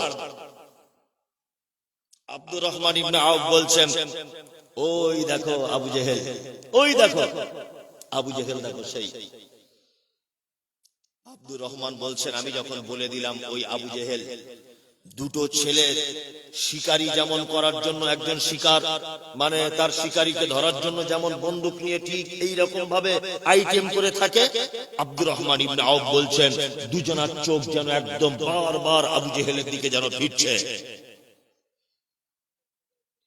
তার ভিতরে একজন মুআজ বলছেন আমি সাইজে ছোট, সাইজে ছোট আমি, আবু জেহেল ঘোড়ার পিঠে আছে, আবু জেহেলকে তো আমি গর্দানে আঘাত করতে পারবো না। ওই জন্য আস্তে আস্তে আস্তে আস্তে করে গিয়ে আমার তলোয়ার দিয়ে আবু জেহেলের পায়ে এত জোরে আঘাত করলাম, এর পা বাদাম যেমন ছাড়ালে দুইটা ফাঁক হয়ে যায়, হাদিসের বর্ণনা আবু জেহেলের পায়ে যখন আঘাত করলাম তার পাটা খুলে গেল, বাদাম যেমন করে খুলে যায় এইরকম ভাবে খুলে গেল। আর যখন আবু জেহেল যন্ত্রণা সহ্য করতে না পেরে নিচে যখন পড়ে গেল, আর একটা ভাই তলোয়ার দিয়ে এত বেশি আঘাত করেছে আবু জেহেলকে, পৃথিবী নামক জায়গা থেকে বিদায় করে দিয়ে বলছে তুমি নবীকে কষ্ট দাও, তুমি নবীকে গালাগালি দাও, তুমি নবীর বিরুদ্ধে কথা বলো, তুমি নবীর বিরুদ্ধে ষড়যন্ত্র করো, আমরা দুই ভাই তোমাদের আজকে পৃথিবী থেকে বিদায় জানিয়ে দিলাম, আমরা দুজন মনের দিক দিয়ে শান্তি পেয়ে গেলাম। আল্লাহু আকবার। এর নাম নবীর প্রতি ভালোবাসা। এর নাম কি? নবীর প্রতি ভালোবাসা। আর আমাদের নবীর বিরুদ্ধে কথা বলুক, মাদ্রাসা ভেঙে দিক, মসজিদ ভেঙে দিক, বলছে আমি কারোর সাগে মাছে থাকি না, আমি কোন ঝামেলায় থাকি না। আরে মুহাম্মদ সাল্লাল্লাহু আলাইহি ওয়াসাল্লামকে নিয়ে যখন ব্যঙ্গ করা হচ্ছে, কটু কথা বলা হচ্ছে, আপনার ভিতরে ঈমান থাকলে অন্ততপক্ষে একটু গরম হয়ে নিজের মনের দিকেও তো একটু স্বতঃস্ফূর্ত ভাই বলবেন, কে আছে, কে নবীর বিরুদ্ধে কথা বলে? বাচ্চা ছেলে দুটো, আপনার দুই বেটা। নবীর প্রতি প্রেম, আল্লাহু আকবার। আমাদের সে প্রেম কি নাই? আছে? নাই। একটা হাদিস আমরা মানতে চাই না, একটা আমল আমরা করতে চাই না। আচ্ছা, আমরা অনেক সময় দোয়া করি না? দোয়া করি কি করি না? নামাজের পরে একা একা দোয়া করি না অনেক সময়? আর দোয়া করার পদ্ধতি কি বলুন তো? এর ভিতরে নবীর প্রেম দেখাবো আপনাকে। দোয়া করার পদ্ধতি কি জানেন? জানেন না তো? প্রথমেই কি? রব্বানা আতিনা ফিদ দুনিয়া হাসানা ওয়া ফিল আখিরাতি হাসানা ওয়া কিনা আযাবান নার। তাহলে এটা হয়ে গেল একদম। প্রথম দোয়া শুরু করতে হবে হামদ দিয়ে, প্রশংসা, আল্লাহর প্রশংসা। আলহামদুলিল্লাহি রাব্বিল আলামিন ওয়াসসালাতু ওয়াসসালামু আলা রাসূলিল আমিন। এইটা বলে দোয়া শুরু করতে হবে। দোয়া শুরু করতে হবে কি দিয়ে? রব্বানা দিয়ে না। দোয়া শুরু করতে হবে আল্লাহর কি প্রশংসা দিয়ে, যে আল্লাহ সমস্ত প্রশংসা তোমার। দুই, তারপরে বলতে হবে সালাত ও সালাম, দুয়া বর্ষণ হোক কার উপরে? মুহাম্মদ সাল্লাল্লাহু আলাইহি ওয়াসাল্লামের উপরে। আমরা অনেক সময় দোয়া করি, আমরা দোয়া করার পদ্ধতি জানি না। আমরা দোয়া করতে গেলেই প্রথমে কি? রব্বানা আতিনা ফিদ দুনিয়া, একদম না। এইটা দোয়া কবুল হওয়ার জন্য নয়, এবং এই দোয়া হাদিস কোরআন অনুযায়ী। আপনাকে দোয়া যদি করতেই হয়, প্রথমে আপনি আল্লাহর হামদ সানা প্রথমেই বলবেন, আল্লাহ সমস্ত প্রশংসা তোমার, আলহামদুলিল্লাহি রাব্বিল আলামিন। তারপর আসসালাতু ওয়াসসালামু আলা নবিয়িল আমিন, শান্তি অবতীর্ণ হোক আমাদের নবী মুহাম্মদ সাল্লাল্লাহু আলাইহি ওয়াসাল্লামের উপর। তারপরে আপনি বলবেন রব্বানা আতিনা ফিদ দুনিয়া হাসানা ওয়া ফিল আখিরাতি হাসানা ওয়া কিনা আযাবান নার। তারপরে শুরু করবেন। এখানে একটা কথা বলে দিই, আপনার বড় বেটাটা হসপিটালে ভর্তি রয়েছে, ডাক্তার বলছে মারা যাবে, আর মাত্র 2-4 ঘন্টা বেঁচে থাকতে পারে। এই সময় যদি আপনি আল্লাহর দরবারে হাত দুটো তুলে যদি বলেন, আল্লাহ গো প্রশংসা সব তোমার, আর তোমার নবী মুহাম্মদ সাল্লাল্লাহু আলাইহি ওয়াসাল্লামের উপরে শান্তি বর্ষণ হোক। তারপরে আপনি বলুন, আল্লাহ আমার বেটাটা মালদার হাসপাতালে ভর্তি আছে, তুমি আমার বেটাকে সুস্থ করে দাও। তাহলে বলুন তো দেখি, অসুস্থ বেটা আপনার কলিজা নিংড়ানো সন্তান, তার জন্য আগে দোয়া চাইলেন না তার আগে নবীজির জন্য আগে দোয়া চাইলেন? কোনটা? নবীজির জন্য আগে দোয়া চাইলেন। মুহাম্মদ সাল্লাল্লাহু আলাইহি ওয়াসাল্লাম তিনি বলছেন কি, লা ইউমিনু আহাদুকুম হাত্তা আকুনা হাব্বা ইলাইহি মিন ওয়ালিদিহি ওয়া ওয়ালাদিহি ওয়ান নাসি আজমাইন। তোমার ঈমান অতদিন পর্যন্ত পরিপূর্ণতা লাভ করবে না যতদিন না পর্যন্ত তোমার বেটা, তোমার বেটি, তোমার আত্মীয় স্বজন, তোমার সারা পৃথিবীর যত মহব্বতের জিনিস রয়েছে সবার থেকে আমি নবী, আমাকে যতক্ষণ না তোমরা ভালোবাসতে না পারবে তোমাদের ঈমানের পরিপূর্ণতা আসবে না। ঈমানের কি পরিপূর্ণতা আসবে না। তার মানে বোঝা যাচ্ছে আপনার বেটা অসুস্থ, অসুস্থ বেটার জন্য দোয়া করার আগেও আপনাকে বলে নিতে হবে আল্লাহ প্রশংসা সব তোমার, দরুদ ও সালাম বর্ষিত হোক তোমার নবী মুহাম্মদ সাল্লাল্লাহু আলাইহি ওয়াসাল্লামের উপরে। তারপরে আপনি বলুন, আল্লাহ আমার ছেলে ক্যান্সার রোগে আক্রান্ত, তুমি তাকে ভালো করে দাও। তাহলে বেটার থেকে মহব্বত নবীর প্রতি বেশি হলো না কম হলো? বেশি হলো। তার মানে আপনি একজন পরিপূর্ণ ঈমানের অবস্থাতে আপনি দোয়া চাইলেন। এই ব্যাপারগুলো একটু বুঝতে হবে। কি বললাম বুঝতে পারছেন? যে কোনো ছোটখাটো জিনিস আমাদেরকে কি করতে হবে? একটু বুঝে নিতে হবে। আর একটা কথা বলি, সারা পৃথিবীতে অনেক ভালোবাসার মানুষ আছে, আছে না? আচ্ছা বলুন তো, মানুষ হিসাবে সব থেকে আমরা ভালোবাসি কাকে? কে পৃথিবীতে সব থেকে ভালোবাসার মানুষকে? আপনারা আমার ভাষা বুঝতে পারছেন না মনে নাকি? কে? মা। তারপর আব্বা। তারপর ওটা তো কথা না, ওটা আম ভাবে হলো। আর প্রথমে তাহলে আব্বা মা হলো, তাই তো? তারপরে যদি ভালোবাসার কেউ থাকে আপনাকে ভালোবাসে, কে বাসে? হ্যাঁ, স্ত্রী। বউ ছাড়া কিছু বোঝে না, বলছি স্ত্রী। কার পাল্লায় পড়েছে, এখন নতুন নতুন বিয়ে করেছে মনে হয়, তো ওই জন্য বুঝতে পারছে না ভালো মন্দ। কি বললাম বুঝলেন? ভালো মন্দ আন্দাজ করতে পারছে না। ও ভাবছে মনে হয় এছাড়া আর ভালোবাসার কেউ নাই, তাই না? কত সহজ গোলাম হোসেন। তুমি যাও দেখি, ডাক্তার বলে দিক যে তোমার আর 3 মাস টিকিট আছে, তোমার বাঁচার সম্ভাবনা নেই। তোমার বউ দেখবে ফোন করে অন্য জায়গায় ঠিক করে রেখেছে, 3 মাস পরই তোমার চলে যাবে, শুধু এর মরার অপেক্ষা। কি বললাম বুঝলেন? কিন্তু আপনার মা, আপনি বিছানায় পেচ্ছাপ করুন, পায়খানা করুন, গোটা শরীরে পোকা হয়ে যাক, দুর্গন্ধ হয়ে যাক, আপনার মা তবুও কোনোদিন বিরক্ত হয়ে বলবে না যে আল্লাহ আমার বেটাকে তুমি তুলে নাও। পৃথিবীতে এরকম কোন মা আছে? নাই। তবুও দোয়া করবে, আল্লাহ আমার বেটাকে তুমি ভালো করে দাও। কি বললাম বুঝলেন? স্ত্রীকে ভালোবাসুন, তবে অতিরিক্ত নয়। অতিরিক্ত বাসুন, তবে তার কোয়ালিটি মেইনটেইন করতে হবে। কোয়ালিটি আমি একটা একটা করে বলছি দেখুন। আল্লাহ পৃথিবীতে ভালোবাসার একটা স্তর, একটা সিস্টেম, একটা রুলস এবং একটি গণনা করে দিয়েছেন। এক, قل إن كان آباؤكم وأبناؤكم وإخوانكم وأزواجكم وعشيراتكم وأموال اقترفتموها وتجارة تخشون كسادها ومساكين ترجونها أحب إليكم من الله ورسوله وجهاد في سبيله فتربصوا حتى يأتي الله بأمره والله لا يهدي القوم الفاسقين। আল্লাহ বলে, শোন বান্দা, সারা পৃথিবীতে যত ভালোবাসার জিনিস আছে, আবাউকুম, তোর বাপ এবং তোর মা, এদের থেকে ভালো তোকে বেশি কেউ বাসে না। আবনাউকুম, তারপরে তোমার বেটা আর তোমার বেটি। ইখওয়ানুকুম, তারপরে তোমার ভাই। আজওয়াজুকুম, তারপরে তোমার স্ত্রী। আশিরাতুকুম, তোমার নিকট আত্মীয়। আমওয়ালুন ইকতারাফতুমুহা, তোমার উপার্জিত সম্পদ।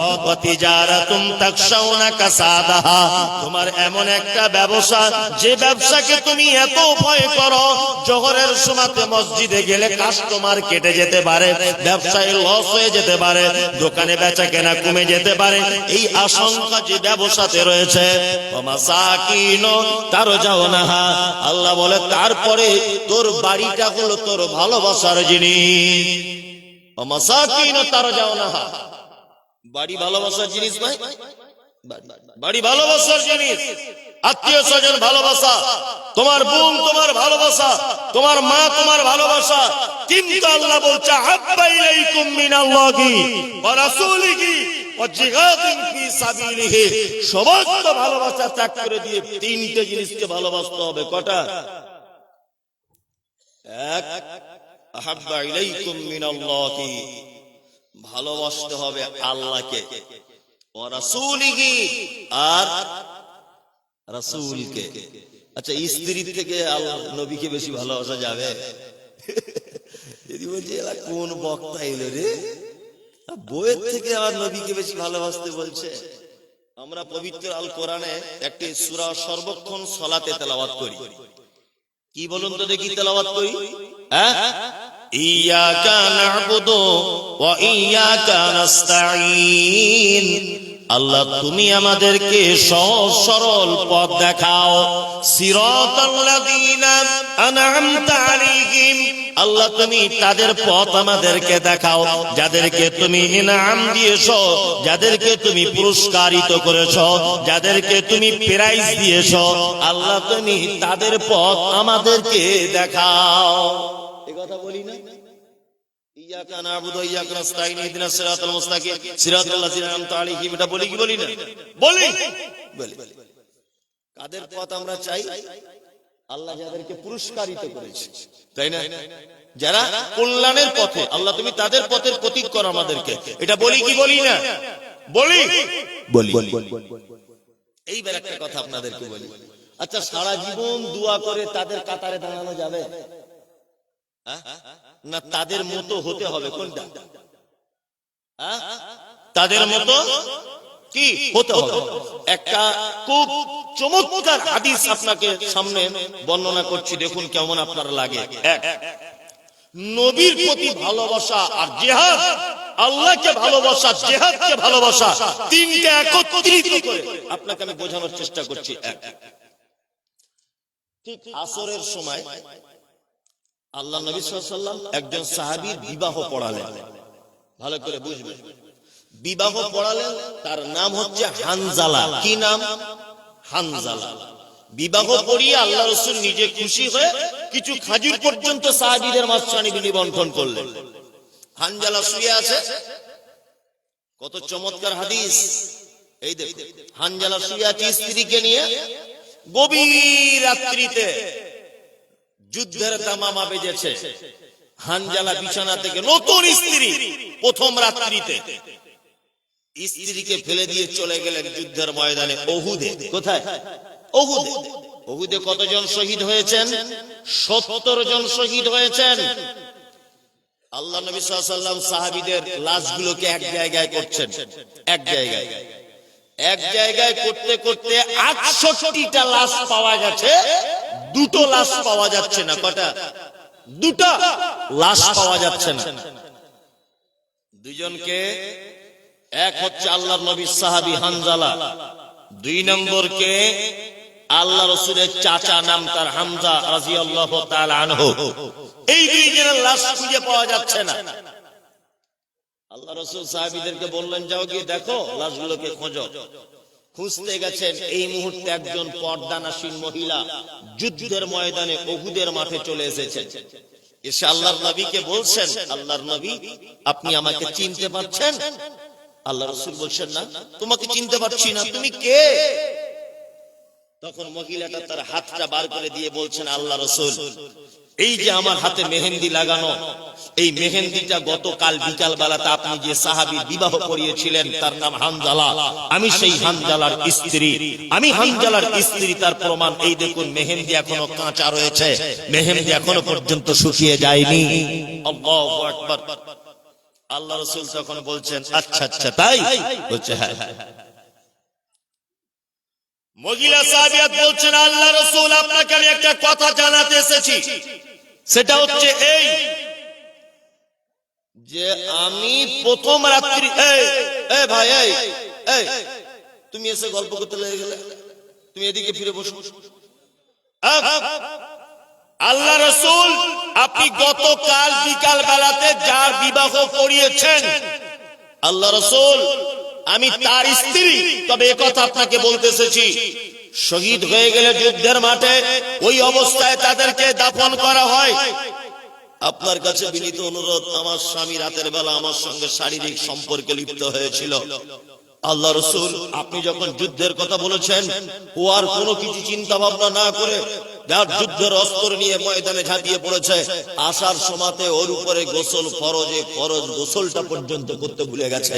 দয়া করে আমার স্বামীকে আপনি একটু গোসলটা করিয়ে দিবেন। আল্লাহ, জিবরিল আমিন এলেন, আল্লাহ রাসূলকে বলছেন, আল্লাহ রাসূল আরে হানজালাকে পাওয়া যাচ্ছে না, এই কথা নয়, চুরি হয়নি, কিছু নয়। আসলে আল্লাহ ওর শহীদে এত খুশি হয়েছে, আসমানের ফেরেশতা দিয়ে তৃতীয় আসমানে তাকে তুলে নিয়ে ওইখানে জমজমের পানিতে গোসল করিয়ে আতর মাখিয়ে মেসওয়াক মাখিয়ে ওই দেখুন সাহাবীদের কাঁধের উপরে আসছে ওই হানজালার লাশ। আল্লাহ রাসূল বলছেন আমি দেখতে পাচ্ছি তার মাথার দিক দিয়ে টক টক করে পানি গড়িয়ে গড়িয়ে পড়ছে। সুবহানাল্লাহ। ভাবতে পারা যায়, ভাবতে পারা যায় জিহাদের প্রতি কত ভালোবাসা, আল্লাহ দ্বীনকে বিজয় করার জন্য কত ভালোবাসা, মুহাম্মদ সাল্লাল্লাহু আলাইহি ওয়াসাল্লামের হুকুম মান্যতার ব্যাপারে কত ভালোবাসা। আল্লাহ তার আয়াতের ভিতরে বলছেন তোমার স্ত্রী, তোমার আত্মীয়-স্বজন সমস্ত কিছু থেকে তিনটা জিনিসকে তোমরা ভালোবাসবে। এক, আল্লাহকে ভালোবাসতে হবে। দুই, মুহাম্মদ সাল্লাল্লাহু আলাইহি ওয়াসাল্লামকে ভালোবাসতে হবে। তিন, আল্লাহ রাস্তায় জিহাদ করাটা তোমাদের কাছে পছন্দ করতে হবে। জিহাদ মানে আমি আপনাকে কথা বলছি না তলোয়ার নিয়ে মারামারি করতে হবে। জিহাদ মানে এটাও একটা লোক অপরাধ করছে, সমাজে একটা লোক মদ পান করে, সমাজে একটা লোক চোর, সমাজে একটা লোক বিশৃঙ্খল, সমাজে একটা লোক অপরাধী, একই মানুষটার জন্য সমাজ পরিবর্তন হতে চাইছে না। এইরকম মানুষের বিরুদ্ধে আপনি পদক্ষেপ গ্রহণ করুন, তাকে অন্যায় থেকে সরানোর, এর নাম জিহাদ। এর নাম কি? জিহাদ। আমাদের ভালোবাসা কেমন? আল্লাহু আকবার। এত ভালোবাসা আছে? আছে বলুন। সামান্য একটা হাদিস, সামান্য। যাদের খাওয়ার প্রয়োজন রয়েছে, যারা খাবো খাবো মনে করছেন খাননি, তারা রোডের সাইডে যে গেট আছে, গেটের কাছে কুপন আছে, যে খেয়ে আসতে পারে। যাদের খাওয়ার দরকার আছে গিয়ে খেয়ে আসতে পারে। সামান্য একটা হাদিস, আমরা সেই হাদিসগুলোকে মানতে পারি না, নিজের জীবনে বাস্তবায়ন করতে পারি? বলুন। আমি বলেছি নবীকে ভালোবাসার বহির প্রকাশ হচ্ছে উনি যেটা আদেশ করেছেন মেনে নেওয়া, যেটা নিষেধ করেছেন সেটা কি ছেড়ে দেওয়া, তাই না? তো নবীজি আদেশ করেছেন এরকম কিছু কথা বলবো, বলবো? হ্যাঁ বলি। আর নবীজি নিষেধ করেছেন এরকম কিছু একটা হাদিস বলি, তাহলে ইনশাআল্লাহ আমরা দুটো হাদিস মেনে নেব ইনশাআল্লাহ। এক, মুহাম্মদ সাল্লাল্লাহু আলাইহি ওয়াসাল্লাম তিনি বলছেন এক মুসলিম আর এক মুসলিমের উপরে 6টা জিনিসের হক রাখে। আর একটা হাদিসে আছে 5টা। শায়েখ বসে আছেন, দুটোই সহিহ হাদিস, দুটোরই হাদিস সহিহ, 5টারও সহিহ, 6টারও সহিহ। আমি 5টারটা বলছি, ছোট্ট ছোট্ট, এগুলো আপনারা আমল করবেন ইনশাআল্লাহ। করব। এক, রাদ্দুস সালাম। কারোর সঙ্গে দেখা হলে কি বলতে হবে? আসসালামু আলাইকুম। ইনশাআল্লাহ বলবো আজকে থেকে ইনশাআল্লাহ। Good morning, good evening, hi hello, কেমন আছিস, এসব চলবে না। দেখা হলে কি বলতে হবে? আসসালামু আলাইকুম। সবাইকে সালাম দেবে ইনশাআল্লাহ, শুধু বউকে দেওয়া যাবে না। বউকে দেওয়া যাবে সালাম? এই বউকে দেওয়া যাবে? এখানে একটা লোক আছে যে আমি বউকে সালাম দিই। কে? তুই নতুন বিয়ে করেছিস বলে দিচ্ছিস, তোর আমি চিনি না, তোর জন্ম থেকে দেখছি তোকে আমি। তুই নতুন বিয়ে করেছিস এখন ওই জন্য দিচ্ছে। ওই রকম প্রেম কথা আমাদের সব পুরাতন হয়ে গেছে। খেপা কথা, এটা নতুন নতুন। এখানে আছেন যে আমি আমার বউকে সালাম দিই, স্ত্রীকে আর স্ত্রীকে সালাম দেওয়া বিপদ। কি বললাম বুঝলেন? আমার মাদ্রাসাতে আনারুলি গেছে, আমার মাদ্রাসায়, আমার মাদ্রাসাতে একটা বাংলা টিচার, তো ওকে বলছে তুমি তোমার বউকে সালাম দাও। তো যে হুজুর কেমন লজ্জা লাগে, আমি যে একবার দিয়েই দেখো কি হয়। তো বলছে হুজুর আপনি যখন বলছেন তাহলে টেস্ট করবো। নিয়ে 1 সপ্তাহ 15 দিন ওর সঙ্গে দেখা হয়। আবার জলসা করে মাদ্রাসায় গেছি, এই সাবির তোমার বউকে সালাম দিয়েছিলে? বলছে মৌলভী সাহেব সালাম দিও, এক বিপদে পড়েছি। যে কি বিপদ? বলছে আমার বউকে বলেছি আসসালামু আলাইকুম, আমার বউ দরজা খুলে বলছে তুমি কি আমার চিনতে পারছো না যে আমি তোমার বউ? বুড়ো বয়সে ঢং করে সালাম দিচ্ছে, তুমি কি চিনতে পারছো না আমি তোমার বউ? সালাম দিচ্ছে কেন? তার মানে বুঝতে পারা যাচ্ছে যে আমাদের মাঝে এটা একটা রীতি যে পরিচিত কাউকে সালাম দিতে কি হয় না। ও তো ঘরের বউ, ওকে আর কি সালাম দিব? শুনুন, কিছু কিছু টিপস আছে যে টিপস গুলো নিতে হয়। যেমন আমাদের পাড়া গ্রামের স্বামী স্ত্রীতে একটু আধটু অশান্তি হয়, হয় না? হয়তো আপনি ওর বাপের বাড়ির ব্যাপারে একটু বিরুদ্ধে কথা বলেছেন, ও দেখবেন সারা রাত উল্টো দিকে শুয়ে আছে। এত ডাকছেন, এমন করছে মনে হচ্ছে আপনাকে মারলেও সুবিধা হয়। অনেক সময় এরকম ঝগড়া ঝামেলা হয় না? হয়। রাত্রে ঝগড়া হয়েছে, সারা রাত কেটে গেল, কেউ কারোর দিকে ফিরছে না, আবার সকাল হয়ে গেল, সকাল উঠে একটু চা করো, এরকম করছে। আবার ওর মেয়েকে দিয়ে বলছে তোর বাপকে বল চা খাবে কি জিজ্ঞেস কর, মানে ও নিজে বলছে না। এরকম অনেক সময় হয় না? নিয়ে যেদিন দেখবেন রাতে ঝগড়া হয়েছে, দিনে ঝগড়া হয়েছে, সেদিন আপনি টার্গেট করবেন 50 বার ওকে সালাম দেব। দেখবেন যতই শত্রু হোক তাকে সালাম দিলে জোরে উত্তর না দিলে অন্তরে অন্তরেও দিবে কি দিবে না? আসসালামু আলাইকুম বাংলা মানে কি? আল্লাহ তুমি তার উপরে শান্তি বর্ষণ করো, তাই না? এখন আপনি আপনার বউকে বলছেন আসসালামু আলাইকুম, ও মনে মনে বলছে ওয়ালাইকুম আসসালাম, আপনাকে শোনাচ্ছে না মনে মনে। আচ্ছা যদি 50 বার সালাম দেন আর একবার যদি সালাম কবুল যদি হয়ে যায়, তাহলে অশান্তির সংসারে শান্তি নেমে আসবে কি আসবে না? আসবে। তার মানে বইয়ের সঙ্গে অশান্তি হবারও একটা জাদু, বেশি করে সালাম দেওয়া, তাই না? বেশি করে সালাম দিবেন, আসসালামু আলাইকুম তোমার উপরে আল্লাহর পক্ষ থেকে শান্তি বর্ষণ হোক। ও কি বলবে? ওয়ালাইকুম আসসালাম তোমার উপরেও হোক, তাই না? তো দুজনেই যখন দুজনের জন্য শান্তি কামনা করব, আর একবার যদি সালাম আসমানের উপরে উঠে যায়, তাহলে আর অশান্তি থাকবে? বলুন থাকবে? থাকবে না। আমরা এক অপরকে দেখে সালাম করব ইনশাআল্লাহ। হাটে ঘাটে বাজারে ব্যবসা বাণিজ্যে বন্ধু বান্ধব দেখা হলে, ছেলে মেয়ে আত্মীয় স্বজন, কি বলবো? আসসালামু আলাইকুম।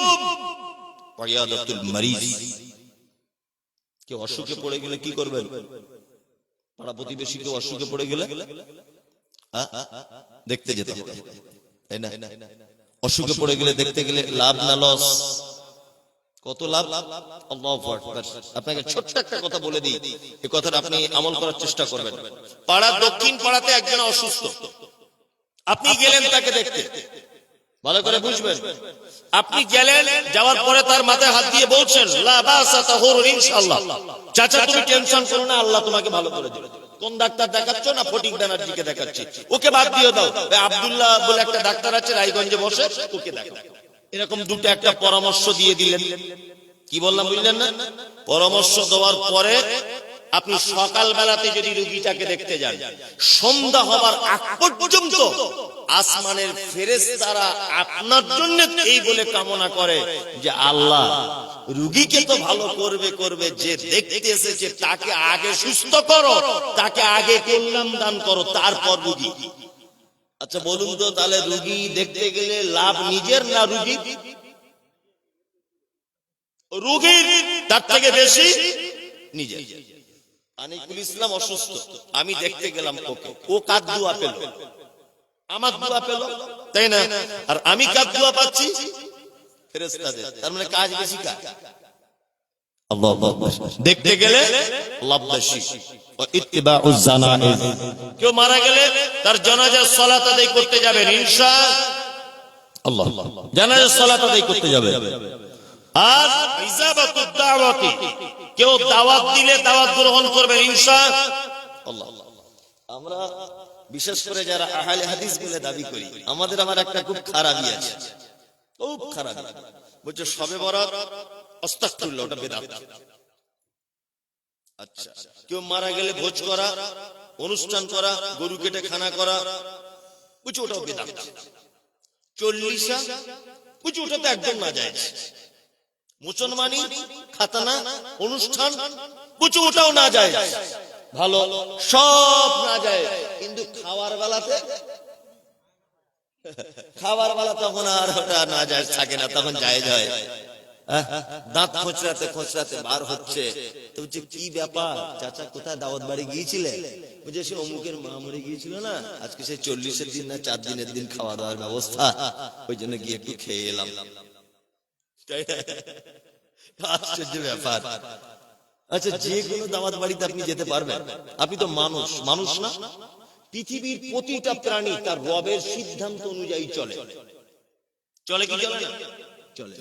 জীবনে কোন কুকুরকে আপনি দেখেছেন যে জমিতে গিয়ে ধান খাচ্ছে? ও খিদা বেশি লেগে গেলে বাচ্চা ছেলের পায়খানা চেটে খায়, তবুও কোনোদিন আপনার ধানের জমিতে গিয়ে ধান খায় না, সবজির জমিতে সবজি খায় না, খায়। একটা গরু খেতে যদি না পায়, শুকনো এই খেড়গুলো খাবে, তবুও কোনোদিন আপনার বাড়িতে গোস্ত রান্না আছে হাঁড়ির ভিতরে গিয়ে কোনোদিন খেয়ে নেবে না। তার মানে আল্লাহ ওকে যেটা খেতে বলেছে ও সেটা খায়, আল্লাহ ওকে যেটা নিষেধ করেছে সেটা খায় না, তাই তো? কিন্তু মানুষ আল্লাহ যেগুলো নিষেধ করেছে সেগুলোও খায়, মুহাম্মদ সাল্লাল্লাহু আলাইহি ওয়াসাল্লাম যেগুলো নিষেধ করেছে সেগুলো খায়। একটা কুকুর আপনি 20 দিন তাকে খেতে দেবেন না, সে খাবে না। আপনি দুটো আলু কেটে তার সামনে দেন তো জীবনে খাবে না। একটা বাঁধাকপি ফুলকপি নিয়ে দেন তো খাবে? খাবে না। ও বাচ্চা ছেলে পায়খানা খাবে, কিন্তু ও ওটা খেতে পারবে না। তার মানে পৃথিবীর প্রত্যেক প্রাণী তার রবের নির্দেশনাবলিতে চলে, চলে না? কিন্তু মানুষ এত বড় বোকা যে আমরা রবের নির্দেশ মানি না, মুহাম্মদ সাল্লাল্লাহু আলাইহি ওয়াসাল্লামের নির্দেশ মানি না। কে এটা কি জিজ্ঞেস করছে? দাদা দেখুন, এসব জিজ্ঞেস করা উত্তর দেওয়ার মতো জ্ঞান আমার নেই। এখানে শায়েখ বসে আছেন, এটা আমার চরম বিয়াদবি। তারপরে আমি পড়ে দেখছি, আমার জানা থাকলে আমি বলবো, না তো বলবো। কি বললাম বুঝলেন? আসলে মানুষ এখন মনে করে যে বক্তা মানে পৃথিবীর সব থেকে বড় আলেম। কি বললাম বুঝলেন? আসলে বক্তব্য তো ভাই এটা কোনো ব্যাপারই নয়, যা থুতুনির জোর সেই বক্তা। কি বললাম বুঝলেন? ইলমিয়াত আলাদা আর বক্তা আলাদা। আসতে তো এখন তো যত বক্তা বেশিরভাগ সব নকল। আমি মনে মনে হাসি মাঝে সাঝে। হ্যান্ডবিলে লিখছে বদরুদ্দোজা নাদবির নকল, হ্যান্ডবিলে লিখছে নূর মোহাম্মদের নকল, হ্যান্ডবিলে লিখছে যে দেলার হোসেন সাইদির নকল। মনে মনে ভাবি যে বক্তাই যদি নকল হয় ও সঠিক কথা বলবে কি করে? তো নিজেই নকল। আমি মাঝে সাঝে ভাবি এটা। দেখবেন বক্তা বক্তব্য দিতে আসছে, ওই আব্দুর রাজ্জাক বিন ইউসুফ যা বলেছে ওই ক্যাসেটটাই শুনে এসে এখানে চালিয়ে দিচ্ছে। নূর মোহাম্মদ কবে ওইখানে বক্তব্য রেখেছিল ওইটাই মুখস্থ করে এখানে বলে দিচ্ছে। তা মনে মনে ভাবছি যে ও নিজেই যদি ডুপ্লিকেট হয় ও জাতিকে কি করে সঠিক কথা বলবে? আশ্চর্য ব্যাপার। আমার বেশি ইলমি আছে, তবে নিজে নিজে পড়ে বাংলা বই টই এটুকুনিকে পেপার পত্র পত্রিকা আবি যাবি পড়ে জ্ঞান অর্জন করে নিজের জ্ঞানের উপরে বলার চেষ্টা করি যে আমি যেটা বুঝেছি বাবা সেটা বললাম। কি বললাম বুঝলেন? আচ্ছা, এই জন্য বলছেন ফিতরা আদায়ের মাধ্যমে ও ফিতরা সর্দারের মাধ্যমে বন্টন করা কি বাধ্যতামূলক? নিজের ফিতরা নিজে কি বন্টন করা যায়? এ ব্যাপারে বিস্তারিত কিছু বলবেন। আপনাদের এখানে কি হয়? সর্দারের কাছে জমা হয়? আচ্ছা, সর্বপ্রথম আমাদেরকে ফিতরার বিষয়টা জেনে নিতে হবে। সেটা হচ্ছে এই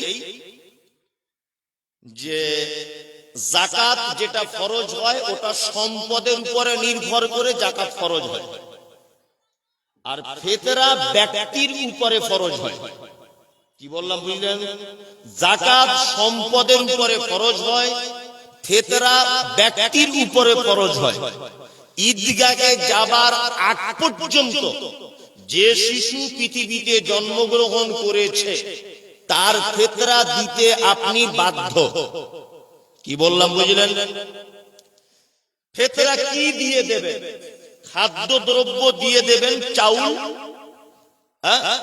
যেটা আপনার প্রধান খাদ্য, আপনি সেই খাদ্য দিয়ে ফিতরা দিবেন। এ কথাই চূড়ান্ত। ফিতরা নিজে দেবেন না সর্দারের কাছে জমা করবেন? সুন্নত পদ্ধতি হচ্ছে নিজে দেওয়া, মাথায় রাখবেন। সর্দারের কাছে জমা করতেই হবে, এটা ইসলামের কোন বিধান নয়। আমি মুমতাজুল ইসলাম জেনে বুঝে জানা আছে বলে আপনাকে আমি জানাচ্ছি। কখন সর্দারের কাছে জমা করবেন? সর্দার যদি আমানতদার হয়। কি বললাম বুঝলেন? কিসের আমানতদার? আপনার ফিতরা জমা নিল, ঈদগাহে যাবার আগে ফিতরা যারা পাওনাদার বা যারা প্রাপ্যদার তাদের বাড়িতে পর্যন্ত পৌঁছে দিল। এই কথা বা এই দায়িত্বর আমানত যদি রক্ষা করে সর্দার, তাহলে আপনি সর্দারের কাছে ফিতরা জমা করবেন নত আপনি একা একা ফিতরা দিবেন, এটাই ঠিক। সুন্নত পদ্ধতি হচ্ছে একা একা দেওয়া। এইবার আপনারা যদি মনে করেন একটা মানুষ একটু বেশি করে পাবে সর্দারের কাছে জমা করলে, এই রকম দিকটা যদি আপনি ভাবেন, সর্দারের কাছে আপনি দিতে পারেন, তবে সর্দার আমানতদার কি না এটা আপনাকে দেখতে হবে। আমাদের বর্তমানের যে সর্দারেরা, বাবা অনেক সর্দার তো আছে ফিতরার টাকা মেরে পর্যন্ত খেয়ে নেয়, হিসেবের গন্ডগোল করে না? অনেক সর্দার এরকম আছে, ঈদের নামাজ মিটে যাচ্ছে, তার 15 দিন পরে ফিতরা বিলি করছে।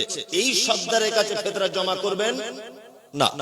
ঈদের পরের দিন যদি কোনো ফিতরা সর্দার বিলি করে, তাহলে তার কাছে ফিতরা জমা করবেন না।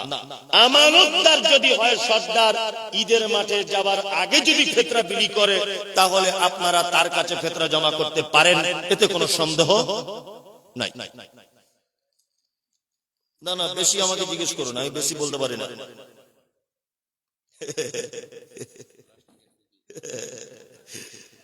আসসালামু আলাইকুম ওয়া রাহমাতুল্লাহি ওয়া আলাইকুম আসসালাম। মসজিদে যে টুপি রাখা হয় প্লাস্টিকের, সেই টুপি পরে নামাজ পড়লে নামাজ হবে কি? আচ্ছা, আসলে টুপি পরাটাই যে কি এটা আগে বুঝতে হবে। টুপি পরা তো সুন্নত নয়, এটা একটা ইসলামিক সাজ বলা যেতে পারে। আল্লাহ সৌন্দর্যটাকে পছন্দ করে, সেই হিসাবে আমরা টুপি পরি। টুপি পরা যে সুন্নত, এটা কি বলছি বুঝতে পারছেন? তবে আমি আপনাকে খালি মাথাতে নামাজ পড়তে বলি, আপনি টুপি পরবেন। আর সব থেকে বড় কথা হচ্ছে এই যে মসজিদে 2025 সালে এখনো টুপি কিনে রাখা, এটা চলে? 35,000 টাকার যে লোকটা পকেটে মোবাইল রাখে, সে যদি মসজিদের টুপি পরে নামাজ পড়ে, তার নিজের একটা লজ্জা শরম তো আছে। 35,000 টাকার মোবাইল তার পকেটে, আর 5 টাকার একটা কাপড়ের টুপি তুমি কিনতে পারো না?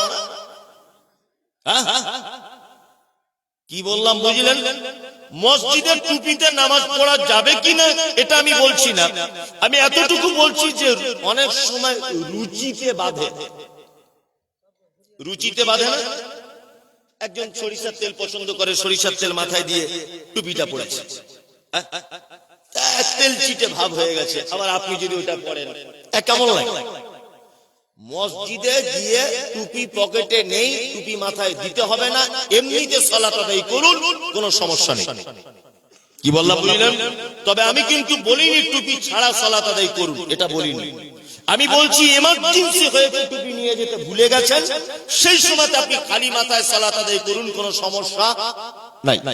মসজিদ থেকে টুপি তুলে দেন, আজকে রাতের বেলাতে যেগুলো আছে নয় আগুনে পুড়িয়ে দেন, আর না হলে কোথাও ফেলে দেন ছুঁড়ে।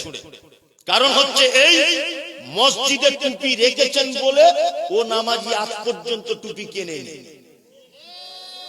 কি বলছি বুঝতে পারছেন? তুই 35,000 টাকার মোবাইল, শীতকালে তোমার মোজার দাম 350 টাকা, তোমার জুতোর দাম 500 টাকা, তোমার হাতের ঘড়ি টাইটান 2,500 টাকার, আর তোমার 2 টাকা দামের একটা টুপি কাপড়ের কিনতে পাওয়া যায় না? ওই জন্য বলছি টুপি মসজিদ থেকে যা আছে আজকের গুটিয়ে কোন জায়গায় ফেলে দেন। ফেলে দেন বলতে একটা অন্য জায়গাতে রেখে দেন আপনি। আচ্ছা, বাংলাদেশের সাদিকুর রহমান মাজার পূজারী বলছে, মিজানুর রহমান আজহারিকে কতল করতে পারলে 10 লক্ষ টাকা পুরস্কার। কঠিন যা প্রশ্ন করে লাভ কি? মিজানুর রহমান আজহারি সাহেব ইদানিং সোশ্যাল মিডিয়াতে একটা শব্দ ব্যবহার করেছেন, কাউবয়। মুহাম্মদ সাল্লাল্লাহু আলাইহি ওয়াসাল্লামের ব্যাপারে তিনি এই শব্দ ব্যবহার করেছেন, কাউবয়, যার বাংলা মানে হচ্ছে রাখাল, গরুর রাখাল। প্রথমত কথা হচ্ছে আল্লাহ নবী সাল্লাল্লাহু আলাইহি ওয়াসাল্লাম গরু চড়িয়েছিলেন, এই রকম মর্মে দুনিয়ার কোন হাদিস খুঁজলে পাওয়া যায় না। প্রতিটা নবীকে দিয়ে আল্লাহ তাআলা ছাগল বা বকরি চড়ানোর কাজ করিয়েছেন এই কারণে, কারণ বকরি চড়ানোর মাধ্যমে ধৈর্যের ট্রেনিং দেওয়া হয়েছে প্রতিটা নবীদেরকে। তাই বলে নবীগণ রাখাল নয়। আমরা আল্লাহর নবীর ব্যাপারে যখন কোন শব্দ যখন চয়ন করব, সেই শব্দটা যেন মার্জিত ভাষাতে হয় এবং শব্দের ভিতরে যেন একটা সৌন্দর্য প্রকাশ পায়। যেমন আমাদের বসিরহাটের কোন একজন লোক, তিনি একজন আলেম, নামের আগে মুফতি দেন। উনি আল্লাহর নবীর ব্যাপারে বলছেন, কি বলছেন? যে নবীজি ভিখারির বাচ্চা ছিলেন। নাউজুবিল্লাহ। ডাইরেক্ট তার ভিডিও আমার কাছে আছে। ওনার নামটা আমার মনে নেই, কোন একজন মুফতি সাহেব বলছেন নবীজি ভিখারির বাচ্চা ছিলেন। আল্লাহু আকবার। আমরা সাধারণত ভিখারি বলতে কি বুঝি? মানুষ যখন কারো কাছে থালা বাসন বাটি নিয়ে হাত পাতে তাকে আমরা ভিখারি বুঝাই। তো নবীরা কি এরকম ছিলেন? উনি বলতে পারতেন নবীজি গরিব ঘরের ছেলে ছিলেন, এটা বললে কেমন হতো, তাই না?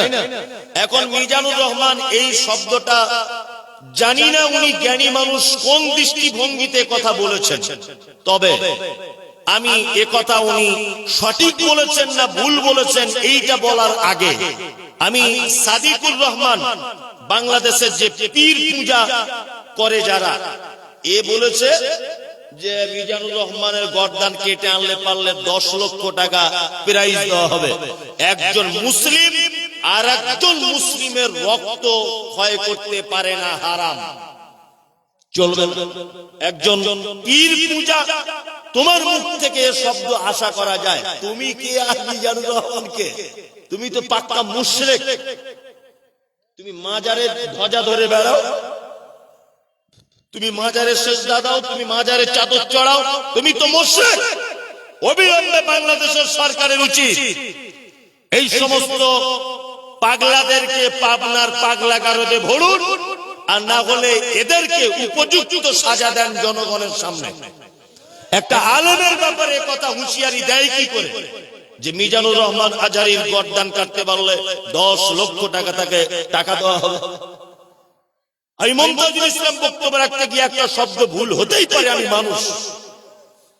মানুষ, তাই বলে আমার বিরুদ্ধে ফতোয়া দিতে হবে যে আমার গর্দান কেটে দিতে হবে? ভুলের ঊর্ধ্বে তো কেউ নেই। ভুলের ঊর্ধ্বে কেউ আছে? কেউ নেই। যিনি বলেছেন সাদিকুর রহমান, উনি একদম ঠিক কথা বলেন।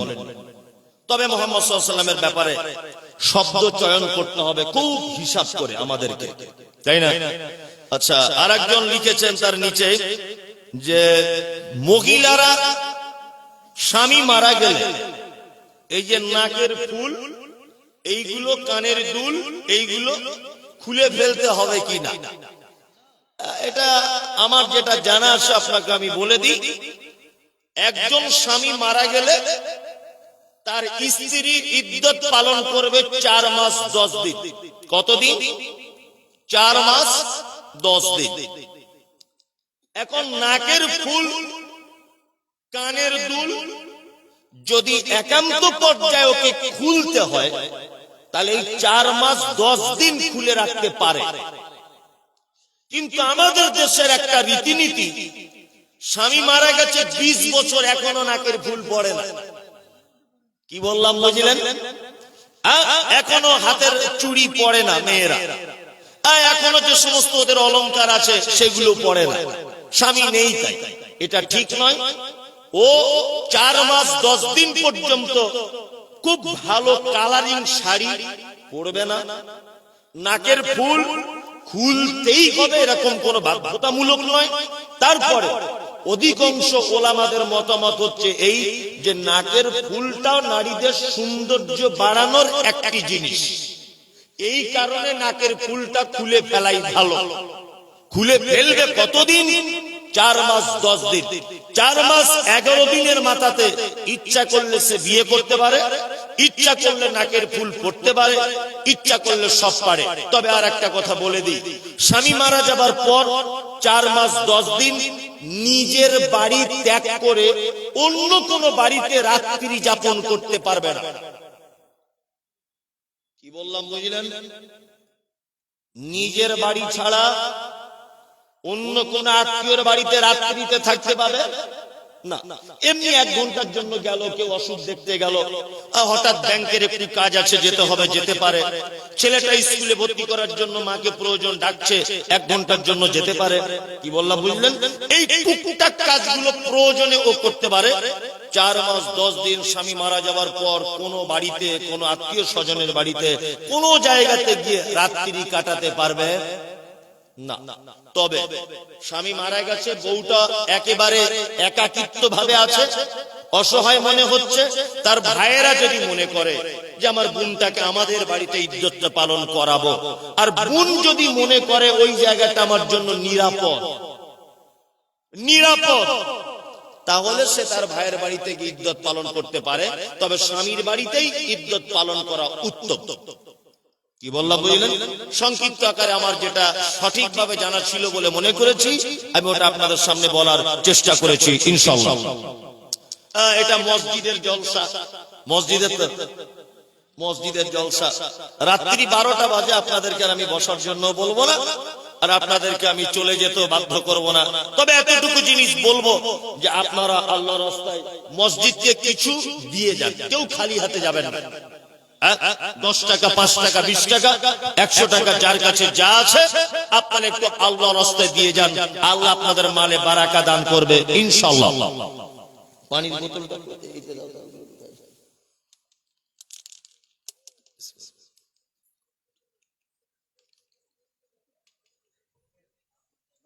ভাই আপনারা কেউ দিবেন তো দেন কিছু।